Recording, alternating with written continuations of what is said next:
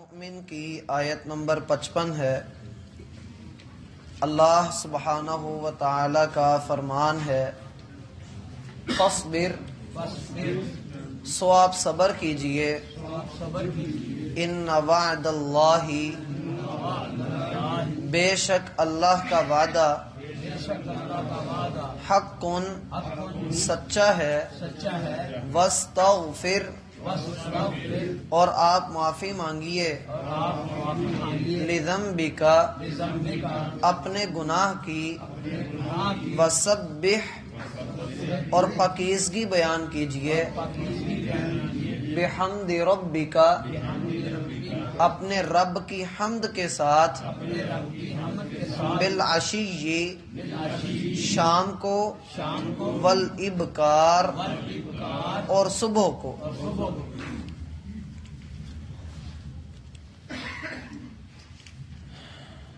احباب گرامی، سورہ المؤمن کا ایک بڑا حصہ اب تک جو ہم نے پڑھا، بنیادی طور پر موسیٰ علیہ السلام اور ان کی قوم کے حالات پر مشتمل تھا۔ اللہ تعالیٰ نے اس سورت کے آغاز میں ایک بات ارشاد فرمائی، ما یجادل فی آیات اللہ الا الذین کفروا، اللہ کی آیات میں بلا وجہ کٹ حجتی اور بحث و تکرار کافروں کا شیوہ ہے۔ مسلمان اللہ کے احکامات میں ٹامک ٹوئیاں نہیں مارتے، اور اللہ تعالی نے اس بات کو بڑا واضح انداز میں یہاں پر بیان کیا کہ کافر حضرات کیوں اللہ تعالی کی آیات میں ٹامک ٹوئیاں مارتے ہیں، کیوں شک اور شبہات کا شکار ہوتے ہیں۔ اس کی وجہ یہ ہے کہ وہ اللہ تعالی کی آیات میں بے چین رہتے ہیں، شک میں مبتلا ہیں۔ اب یہاں پر اللہ کے رسول صلی اللہ علیہ وآلہ وسلم کی طرف نصیحات کا رخ موڑا جا رہا ہے۔ واقعہ تو وہ جو پورا ہو چکا، اب یہاں اس آیت نمبر 55 سے لے کر آخر سورت تک ہم دیکھیں گے کہ نبی کریم صلی اللہ علیہ وآلہ وسلم کو تسلی بھی دی گئی ہے، اور اللہ کی توحید کے، اللہ کی وحدانیت کے عظیم الشان دلائل بھی دیے گئے ہیں۔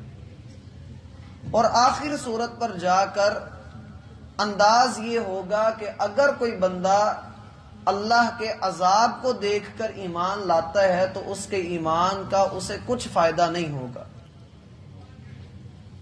یہاں پر جو پہلی نصیحت اللہ تعالی نے اپنے حبیب کو کی ہے وہ ہے فاصبر، آپ صبر کیجئے۔ اگر ہم غور کریں تو جہاں سے موسیٰ علیہ السلام کا واقعہ شروع ہوا تھا، وہاں پر بات یہ تھی کہ کیا ان لوگوں نے زمین پر چل کر نہیں دیکھا کہ ان لوگوں کا انجام جنہوں نے اللہ تعالی کے بندوں کو، اللہ کی تعلیمات کو جھٹلایا، اللہ نے ان کا حشر کیا کیا کہ ان لوگوں کو اس بات کی خبر نہیں ہے۔ اور ساتھ ہی ساتھ اللہ تعالیٰ نے فرمایا کہ اللہ نے ان کو ایسا پکڑا، ایسے عذاب میں جکڑا کہ کوئی بھی ان کو اللہ سے بچانے والا نہیں تھا۔ یہ اس وجہ سے ہوا کہ ان کے پاس رسول آتے رہے، مگر انہوں نے انکار کیا، کفر کا ارتکاب کیا، تو اللہ نے ان کے اس جرم کی وجہ سے ان کو پکڑ دیا۔ اور اللہ بہت قوت والا، سخت ترین عذاب دینے والا ہے۔ یہاں سے آیت نمبر 23 جو ہم نے پڑھی تھی، واقعہ شروع ہوا موسیٰ علیہ السلام کا، اور آیت نمبر 23 سے لے کر آیت نمبر 54 تک اس واقعے کے مشمولات رہے۔ اب اگر آپ غور کریں تو آیت نمبر 22 کا آخر یہ تھا کہ کفار کو عذاب اس لیے دیا گیا کہ انہوں نے رسولوں کی تکذیب کی، رسولوں کو جھٹلایا، کفر کیا، اور اللہ نے ان کو پکڑ لیا۔ اب اس کے بعد آپ یہ پڑھیے فصبر، اے محمد صلی اللہ علیہ وآلہ وسلم آپ صبر کریں۔ کوئی بات کی سمجھ بھی آتی ہے کہ نہیں آتی؟ کیا سمجھ آئی بتائیے۔ پیارے نبی اللہ تعالیٰ نے کہا آپ صبر کریں، یہ ہم آپ کے ساتھ ہیں۔ نہیں، میں جو بات سمجھا رہا ہوں وہ بتائیں۔ نہیں، وہ جتنے پہلے نبی آئے تھے انہوں نے قوم کو جو درس دیا انہوں نے نہیں مانا، اس کو اصلاح ہوئی۔ تو درمیان والی آیات کو ہم کہاں رکھیں گے؟ آیت نمبر 23 سے لے کر آیت نمبر 54 تک جو آیات ہم نے پڑھی ہیں، ہم ان کو کہاں رکھیں گے؟ میں یہ آپ کو بتا رہا ہوں کہ آیت نمبر 22 اور آیت نمبر 55 جو ابھی ہم پڑھ رہے ہیں، ان کے درمیان کی جو آیات ہیں، اصل میں جو جوڑ ہے وہ اصل میں آیت نمبر 22 کا اور آیت نمبر 55 کا جوڑ ہے۔ درمیان میں ایک واقعہ ویسے اللہ تعالیٰ نے مثال کے لیے، سمجھانے کے لیے، اللہ نے ہمت دلانے کے لیے، تسلی دینے کے لیے ذکر کیا ہے۔ بات کی سمجھ آتی ہے کہ نہیں آتی؟ جب ہم اپنی بات کر رہے ہوتے ہیں، ہم کہتے ہیں کہ رسول اللہ صلی اللہ علیہ وآلہ وسلم نے فرمایا۔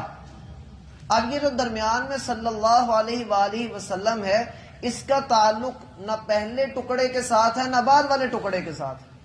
بات کی سمجھ آ رہی؟ بسا اوقات کلام ایسا بھی ہوتا ہے کہ ہم کسی کو کوئی بات سمجھا رہے ہوتے ہیں اور سمجھانے کے دوران ہم اس کو کوئی مثال دیتے ہیں، مثال دینے کے بعد ہم اس کو کہتے ہیں جو بات میں تمہیں سمجھا رہا ہوں یہ تبھی ممکن ہے جب تم یہ کام کرو گے۔ بات کی سمجھ آئی؟ اللہ تعالیٰ نے آیت نمبر 22 میں یہ بات فرمائی تھی کہ ہم نے کفار کو ان کے کفر کی وجہ سے پکڑا، اور اللہ نے مثال بیان کر دی فرعون کی اور آل فرعون کی۔ اب رسول اللہ صلی اللہ علیہ وآلہ وسلم کو اللہ نے حکم دیا فصبر، آپ صبر کریں، انتظار کریں، ایک وقت آئے گا کہ اگر یہ آپ کی تکذیب میں آگے بڑھتے رہے، جھٹلاتے رہے، کفر کرتے رہے، دشمنی کرتے رہے، تو اللہ ان کو بھی پکڑ لے گا، کیونکہ ان وعد اللہ حق، اللہ کا وعدہ سچا ہے۔ بھائی قرآن کے اوپر غور کرنا چاہیے، ضروری نہیں کہ ہم یہاں پر بیٹھ کر صرف درس سنیں، توجہ کے ساتھ بیٹھا کریں۔ اکثر آپ پر یہ گلہ ہے مجھے کہ اکثر ادھر کوئی کام ہوتا ہے تو سب کی توجہ ادھر چلی جاتی، تو ایسا نہیں ہونا چاہیے، یہ علم کے آداب میں سے نہیں ہے۔ اور کوشش کیا کریں دو زانو ہو کر بیٹھیں جیسے تشہد میں بیٹھا جاتا ہے، اگر کسی کا ویسے مسئلہ ہے تو وہ ویسے بیٹھ سکتا ہے۔ بہرحال فصبر ان وعد اللہ حق، صبر کیجئے کہ اللہ کا وعدہ بڑا برحق ہے۔ اب صبر کیا ہے؟ اور صبر کا حکم نبی کریم صلی اللہ علیہ وآلہ وسلم کو اس اعتبار سے دیا گیا کیونکہ آپ جانتے ہیں یہ سورت مکی ہے، ہجرت سے پہلے یہ سورت نازل ہوئی ہے۔ اب صبر یہ ہے کہ اگر کفار آپ پر ظلم و ستم کرتے ہیں، آپ کو اپنی مار دھاڑ کا نشانہ بناتے ہیں، یا آپ کے خلاف کوئی پروپیگنڈا کرتے ہیں، تو آپ صبر کا مظاہرہ کریں، جوابی کارروائی ابھی نہ کریں۔ ان وعد اللہ حق، اس لیے کہ اللہ کا وعدہ جو اس نے آپ کے ساتھ کیا ہے وہ سچا ہی ہونے والا ہے، لیکن ایک وقت مقرر ہے۔ وَلَوْلَا كَلِمَةٌ سَبَقَتْ مِن رَبِّكَ إِلَىٰ أَجَلٍ مُّسَمًّى لَقُضِيَ بَيْنَهُمْ۔ اللہ فرماتے ہیں کہ اگر اللہ نے ایک بات جو اس نے مقرر کر دی ہوئی ہے کہ ایک مدت کے بعد وہ فیصلہ اپنا اتارے گا، اگر اس نے یہ بات لکھی نہ ہوتی تو اللہ ان کے کفر کا فیصلہ کر دیتا۔ ایک جگہ پہ اللہ فرماتے ہیں وَلَوْلَا كَلِمَةُ الْفَصْلِ لَقُضِيَ بَيْنَهُمْ، اگر اللہ نے کوئی فیصلہ نہ کیا ہوتا، کیونکہ اللہ کے ہاں یہ اصول ہے کہ اللہ کی بات جب وہ لکھ دیتا تو پھر وہ بدلتا نہیں ہے۔ یہ انسان کی اپنی سوچ ہوتی ہے کہ اللہ کی مدد آ کیوں نہیں رہی، ایسا ہو کیوں نہیں رہا۔ اللہ بہتر جانتا ہے کہ کس موقع پر کس کو کس طرح سے بچانا اور کس کو کس طرح سے پکڑنا ہے۔ اللہ فرماتے ہیں کہ وَلَوْلَا كَلِمَةُ الْفَصْلِ لَقُضِيَ بَيْنَهُمْ، اگر فیصلہ کر نہ دیا ہوتا تو ہم ان سب کو عذاب دے دیتے، ان کا فیصلہ کر دیتے۔ فَاصْبِرْ، بس آپ صبر کیجئے۔ ان وعد اللہ حق، اللہ کا وعدہ سچا ہے۔ ایک جگہ پہ اللہ یہی بات کرتے ہیں، فَاصْبِرْ إِنَّ الْعَاقِبَةَ لِلْمُتَّقِينَ، صبر کیجئے، انجام متقیوں کا ہی بہتر ہونا ہے، تقوی والوں کا بہتر ہونا ہے۔ اور آپ نے اسی واقعے کے اندر یہ بات پڑھی تھی کہ وہ بندہ مومن اپنی قوم سے یہی بات کہہ رہا تھا، اے میری قوم، کیا تم اس آدمی کو قتل کرنا چاہتے ہو جو یہ کہتا ہے کہ اللہ ہی میرا رب ہے؟ جب اس نے اپنے معاملات کو اللہ کے سپرد کر دیا تو اللہ نے اس کو بچا لیا۔ اللہ کے وعدے پر بھروسہ، اللہ کے وعدے پر یقین اور اللہ پر کامل توکل اگر ہو تو پھر ہی بندے کے لیے اللہ کی مدد اترتی ہے۔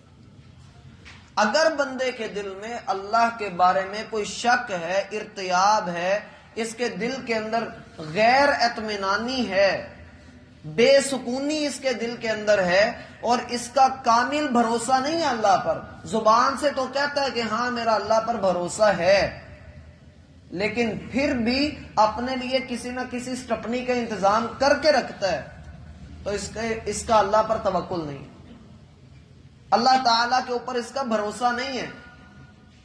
یعنی میں اگر ایسے کر کے رکھوں اللہ کی مدد آنی ہوئی تو آ جائے گی، وہ تب کی تب دیکھی جائے گی، لیکن میں اپنا تو کچھ کر کے رکھوں، یہ والا معاملہ اللہ تعالیٰ کے ہاں قابل قبول نہیں ہے۔ یہ عام عوام الناس اسی طرح کی حرکتیں کرتے ہیں، جبکہ دوسری طرف جب ہم انبیاء کرام علیہم السلام کا معاملہ دیکھتے ہیں اور اپنے سلف صالحین کا رویہ دیکھتے ہیں تو ان سب کے پاس یہ ہوتا تھا کہ جب کچھ باقی نہیں رہا تو پھر انہوں نے کسی اور در کے اوپر سر نہیں جھکایا، وہ جس مسلک اور منہج اور جس دعوت اور تبلیغ کو لے کر اٹھے تھے وہ اسی پر رہے، حتیٰ کہ لوگوں نے پکڑ کر ان کو آگ میں بھی ڈال دیا۔ لیکن ہم گواہی دیتے ہیں کہ اللہ تعالی نے اپنے نبی کو آگ سے محفوظ رکھا، اور اسی طرح سے ایک میدان میں وہ جب چاہے جیسے چاہے آپ کو کھڑا کر دے، ایک طرف 313 تھے، ایک طرف 1000 تھے، اور اللہ تعالیٰ نے اپنی چاہت بتلائی، یرید اللہ ان یحق الحق ویبطل الباطل، اللہ یہ چاہتا ہے کہ اللہ حق کو ثابت کر دے اور باطل کا بطلان اللہ ثابت کر دے۔ اللہ مجھے اور آپ کو استعمال کرنا چاہتا ہے، اللہ کھینچ کر ہمیں اپنی طرف لے کر آنا چاہتا ہے، لیکن یہ تبھی ممکن ہے جب ہمارے دل اللہ پر کامل بھروسہ کریں گے، جب یہ مان لیں گے کہ ان وعد اللہ حق، اللہ کا وعدہ سچا ہے، وہ مجھے ضائع نہیں کرے گا۔ اگر میرا بھائی زندگی میں آپ کسی جگہ پر موجود ہیں، کسی مقام پر ہیں، آپ سچے ہیں تو دنیا کی کوئی طاقت آپ کو ہلا نہیں سکتی جب تک آپ خود نہیں ہلتے، اور اگر آپ کے پاس کوئی خامی ہے، کوئی غلطی ہے، اگر دنیا آپ کو ہلا رہی ہے تو ہل جائیے، طوفان میں اکڑنے والے گر جایا کرتے ہیں۔ فَاصْبِرْ إِنَّ وَعْدَ اللَّهِ حَقٌّ، اللہ کا وعدہ سچا ہے۔ ہاں کسی وقت ایسا موقع بھی آ سکتا ہے کہ انسان کو وقتی طور پر جوابی کارروائی نہ کرنی پڑے، تب وہ بھروسہ کرے اس ذات پر جو اپنے بندوں کی مدد کرتا ہے۔